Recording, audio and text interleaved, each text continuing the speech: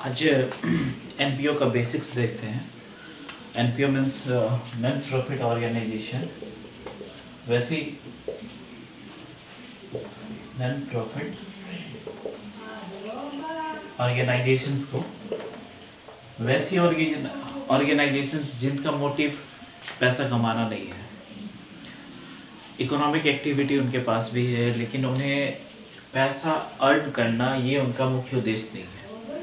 तो बहुत सारी ऐसी ऑर्गेनाइजेशन है जिनका उद्देश्य क्या है कि वो समाज का वेलफेयर करते हैं, समाज का कल्याण करते हैं, सपोर्ट करते हैं। जैसे कि अगर आप एक गवर्नमेंट स्कूल एग्जांपल में देखिए, आप गवर्नमेंट स्कूल को देखिए, गवर्नमेंट कॉलेज, हॉस्पिटल,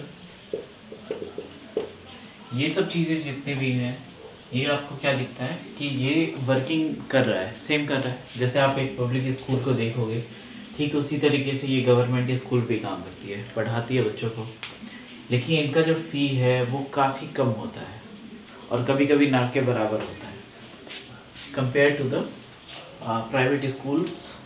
तो उससे ये पता चलता है कि ये जो ऑर्गेनाइजेशन है, ये जो हॉस्पिटल है, गवर्नमेंट का स्कूल है, कॉलेज है, इनका काम क्या है कि ये सिर्फ समाज के कल्याण के लिए, उनके अच्छे के लिए समाज में काम कर रही है। अब जैसे कि अगर इस एनपीओज के बारे में देखें तो इकोनॉमिक एक्टिविटी तो इनके यहाँ भी है, इकोनॉमिक एक्टिविटी इनके पास भी है। इकोनॉमिक एक्टिविटी मतलब पैसों का लेन देन इनके पास भी है। तो इन्हें भी हर साल के अंत में जा कर के अपने सारे पैसों का हिसाब रखना होता है। जैसे कि हम लोगों ने 11th के टाइम में जब हम लोगों ने फाइनल अकाउंट पढ़ा था, तो याद होगा कि जब फाइनल अकाउंट बनाते थे तो वो किसी सोल प्रोप्राइटर का बनाते थे, जहाँ पर एक मालिक हुआ करता था, वन ओनर। तो वहाँ पर हम क्या क्या बनाते थे याद कीजिए। जो पहला फाइनल अकाउंट में बनाते थे that was trading account, then after trading account के बाद प्रॉफिट एंड लॉस अकाउंट, और उसके बाद बनाते थे बैलेंस शीट। ये तीन चीज़ें ऐसी हर सोल प्रोप्राइटर वाले बिजनेस में वर्ष के लास्ट में बनाते थे, जिनसे हमें ये पता चलता था कि उनकी टोटल एक साल के बाद क्या पोजीशन है, क्योंकि इससे पता चलता था, और पूरे एक साल में टोटल प्रॉफिट या लॉस एग्जैक्ट कितना है ये पता चलता था। यानी कि साल के अंत में सारा हिसाब रखना पड़ता था। सेम एनपीओ में भी इकोनॉमिक एक्टिविटी होने की वजह से हमें इसका पूरा हिसाब रखना होता है वर्ष के अंत में। क्योंकि यहाँ पर जो है सोल प्रोप्राइटर जो होता था वो बिजनेस एक्टिविटी थी, तो यहाँ पर जो चीज़ें आती थी दैट वाज प्रॉफिट और लॉस, प्रॉफिट या लॉस आता था। लेकिन यहाँ पर ऐसी चीज़ें नहीं है, क्योंकि ये प्रॉफिट के लिए है ही नहीं। यहाँ पर भी जब एनपीओ बनाते हैं तो इन्हें भी अपने खाते बनाने होते हैं, अकाउंट्स बनाने होते हैं वर्ष के लास्ट में, जिनसे उन्हें ये पता चलता है कि उनकी टोटल जो है पोजीशन क्या है। तो यहाँ पर देखिए ट्रेडिंग अकाउंट के जस्ट इसी के तरीके से यहाँ पर 3 अकाउंट बनते थे, जहाँ पर सोल प्रोप्राइटर है, बिजनेस है, और जहाँ पर एनपीओ है वहाँ पर भी 3 खाते बनाए जाते हैं, 1, 2 एंड 3। जो पहला बनता है that is known as receipt and payment account, receipt and payment account. Second जो इसमें बनाते हैं that is income and expenditure account, और लास्ट में इसमें भी बैलेंस शीट को तैयार किया जाता है। अब देखिए जिस तरीके से सोल प्रोप्राइटर में ट्रेडिंग अकाउंट, पीएल अकाउंट और बैलेंस शीट करते थे, सेम उसी तरीके से रिसिप्ट, पेमेंट, इनकम, एक्सपेंडिचर और बैलेंस शीट यहाँ पे तैयार की जाती है। जैसे हमारे पास ट्रेडिंग अकाउंट से और पीएल अकाउंट से नेट प्रॉफिट या फिर नेट लॉस मिलता था, ठीक उसी तरीके से रिसिप्ट और पेमेंट अकाउंट से और इनकम एंड एक्सपेंडिचर अकाउंट से हमें मिलता है। क्योंकि यहाँ पर एक चीज़ याद रखना है कि ये प्रॉफिट और लॉस के लिए ऑर्गेनाइजेशन नहीं है, तो यहाँ पर कभी भी प्रॉफिट या लॉस वर्ड यूज़ नहीं होता है। यहाँ पर दो वर्ड यूज की जाती है, one is deficit and another is, यहाँ पर जो लॉस वर्ड यूज है उसके लिए हमने यहाँ पर डेफिसिट यूज किया, और जो प्रॉफिट वर्ड है उसके लिए यूज की जाती है सरप्लस। तो receipt, payment and income expenditure ये हमें ये दो चीजें देती है, जस्ट लाइक जिस तरीके से इस दोनों से हमें नेट प्रॉफिट या नेट लॉस आता था। डेफिसिट कब आएगा ये हम अभी जब रिसिप्ट, पेमेंट, इनकम एक्सपेंडिचर को एक्सप्लेन करेंगे उसमें दिखाएंगे। और सेम तरीके से पोजीशन के लिए हमें बैलेंस शीट बनानी होती है। अब नेक्स्ट हम देखते हैं कि रिसिप्ट और पेमेंट अकाउंट क्या है, इनकम एक्सपेंडिचर क्या है। ठीक है,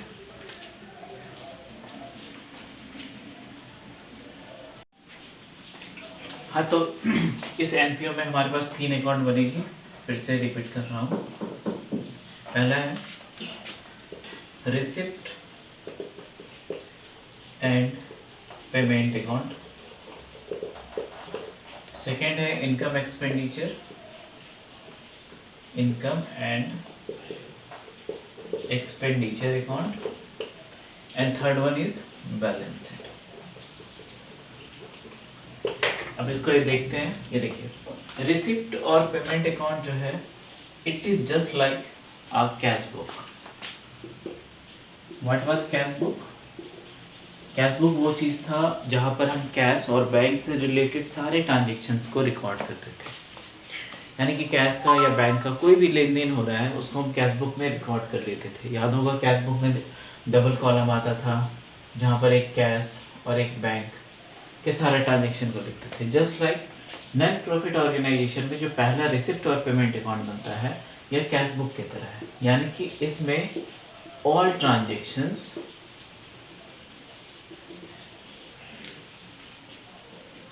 वो कैश में हो या बैंक में हो, ये सारे ट्रांजेक्शन को रिकॉर्ड की जाती है। मीन्स अब देखिए इसका नाम क्या है, रिसिप्ट एंड पेमेंट। कोई भी रिसिप्ट आ रहा है हमारे पास, कैश आ रहा है, किसी भी तरीके से कैश आ रहा है, चाहे वो हम बैंक में रिसीव करें या कैश के रूप में, सारे रिसिप्ट को इसमें रिकॉर्ड कर ली जाती है। सेकंड, कोई भी पेमेंट कर रहे हैं कैश के थ्रू, चेक के थ्रू, तो उसको सारे को हम रिकॉर्ड कर लेंगे। अब देखिए रिसिप्ट और पेमेंट अकाउंट के बारे में जो एक मेन चीज़ है कि इसमें पहला चीज़ ऑल रिकॉर्ड करेंगे किसका, कैश प्लस बैंक के, यानी कि जितने भी कैश और बैंक के ट्रांजेक्शन है उनको हम इसमें रिकॉर्ड कर लेंगे। सेकेंड थिंग इसमें ये है कि कब कौन से ट्रांजेक्शन ऐसे होंगे जिनको हमें रिकॉर्ड करना है। तो फर्स्ट ऑफ ऑल जो हमारा करेंट ईयर चल रहा है, तो करेंट ईयर के सभी ट्रांजेक्शन को रिकॉर्ड कर लेंगे। यानी कि सपोज कि एक एग्जांपल ले रहा हूँ कि करेंट ईयर इज 2019, तो 2019 के जितने भी ट्रांजेक्शन्स हो रहे हैं कैश और बैंक के थ्रू, जितने भी रिसिप्ट हैं, जितने भी पेमेंट है, सबको इसमें लिख लेंगे। प्लस करेंट ईयर के साथ साथ अगर कोई पेमेंट हमारा पिछले साल का अभी प्राप्त हो रहा है, रिसीव हो रहा है, या फिर हम पेमेंट कर रहे हैं, उनको भी लिखे जाएगी। यानी कि किसको, प्रीवियस ईयर, जो ईयर हमारा बीत गया, मीन्स 2018, जो लास्ट ईयर हमारा था, जो प्रीवियस ईयर था, उसका भी अगर कोई रिसिप्ट या पेमेंट आ रहा है तो इसको हम इसमें रिकॉर्ड कर लेंगे। एंड लास्ट थिंग, अगर कोई आने वाले साल का पैसा हमें एडवांस में मिल रहा है या हमने एडवांस में पेमेंट कर दिया तो उसे भी इसमें रिकॉर्ड की जाएगी। तो कोई भी अपकमिंग ईयर हो, ठीक है, लाइक 2020 है, तो इसको भी रिकॉर्ड की जाती है। तो first thing about the receipt and payment account कि all transactions which are related to cash or bank, they all will be recorded in the receipt and payment account. And second thing, all transactions even that is related to the current year, previous year or any next or upcoming year, let me next or upcoming year, all will be recorded in the receipt and payment account. इसके बाद आता है income और expenditure account.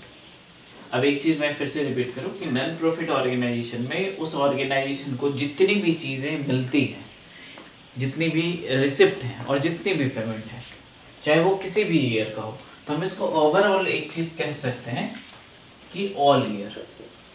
यहाँ पर कोई भी चीज आइडेंटिफाइड नहीं है कि कौन से साल का लेना है, कौन से साल का नहीं लेना है, नथिंग। किसी भी साल का है, अभी आ रहा है, हमें रिकॉर्ड करके उसको रिसिप्ट और पेमेंट अकाउंट में लिख लेना है।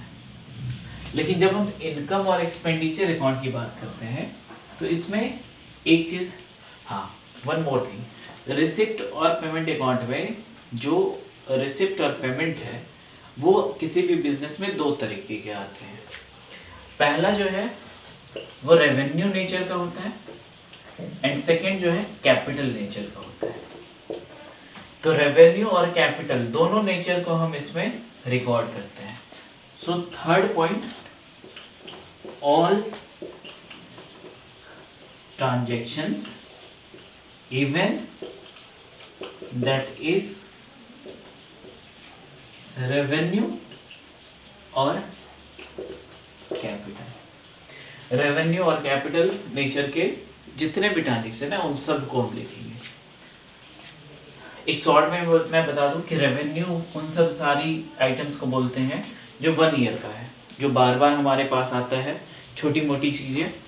और कैपिटल नेचर का वो सारा चीज हुआ जो कई सालों तक हमारे पास रहेगा, या हमने जो ऐसी पेमेंट की है जो कई सालों तक यूज होगा। तो that is the revenue and that is capital. तो जब हम रिसिप्ट पेमेंट बनाते हैं तो इसमें सारे transaction, even that is revenue और दैट इज अ कैपिटल, सारे रिकॉर्ड की जाती है।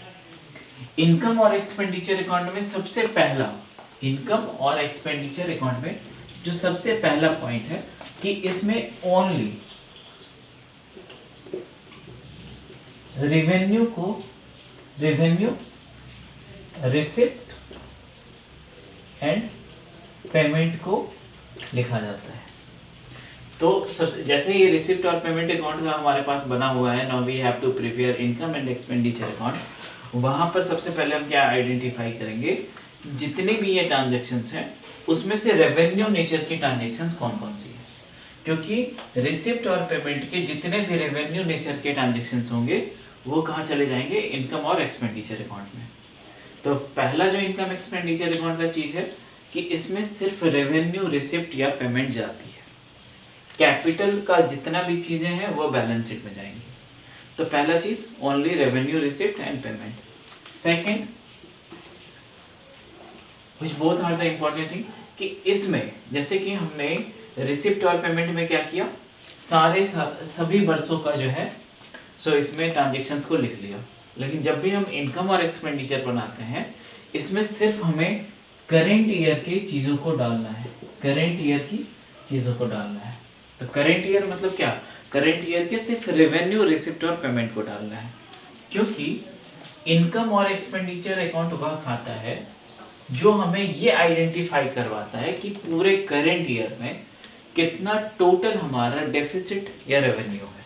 जैसे कि आप याद करिए जब फाइनल अकाउंट बनाते थे तो उस वक्त हम बनाते थे प्रॉफिट एंड लॉस अकाउंट, जो पूरे एक वर्ष के टोटल नेट प्रॉफिट और नेट लॉस को बताता था। जस्ट लाइक दैट इनकम और एक्सपेंडिचर अकाउंट हमें सिर्फ करेंट ईयर का एग्जैक्ट क्या बताएगा, टोटल रेवेन्यू या फिर डेफिसिट बताएगा। तो टोटल रेवेन्यू और डेफिसिट जानने के लिए हमें सारी चीजें सिर्फ करंट ईयर की लेनी होती है।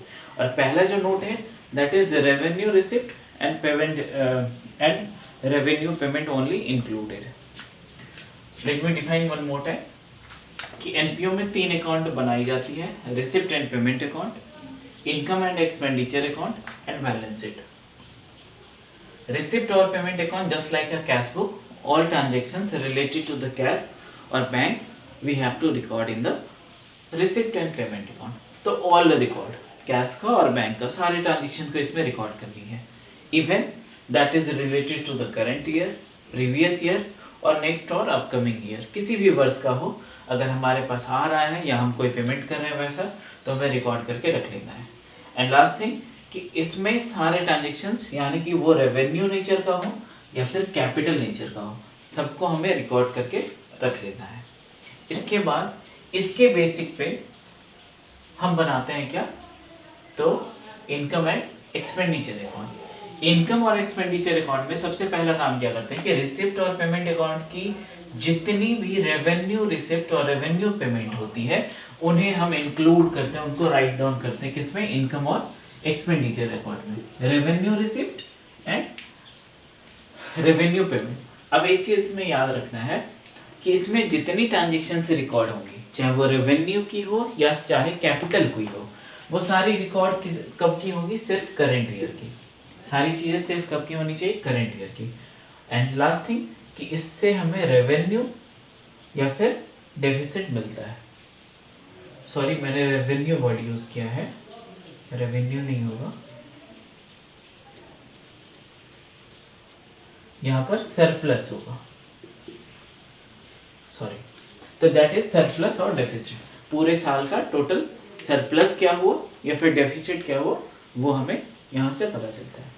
और बैलेंस शीट की बात करें तो बैलेंस शीट में एक सिंपल सी बात है कि बैलेंस शीट में किसी भी ईयर का हो दैट डजंट मैटर, यहाँ पे हमें ओपनिंग क्लोजिंग बनाना होता है और इसमें जितनी कैपिटल नेचर की चीज़ें हैं उन्हें इंक्लूड की जाएगी। All things which are related to the capital nature they all will be written in the balance sheet, right.